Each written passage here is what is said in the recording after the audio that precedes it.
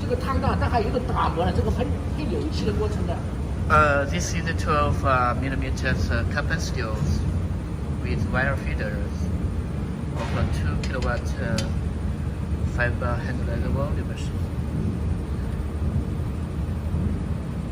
So I can show you the laser source.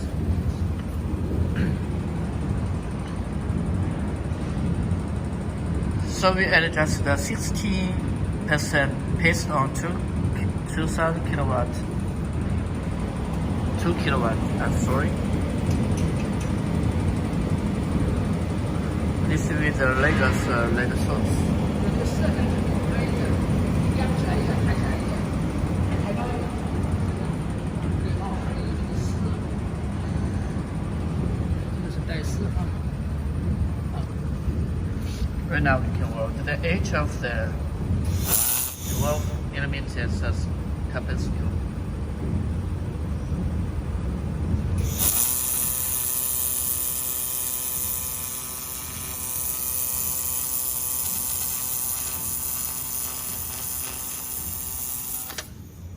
Okay, let's see the weld result.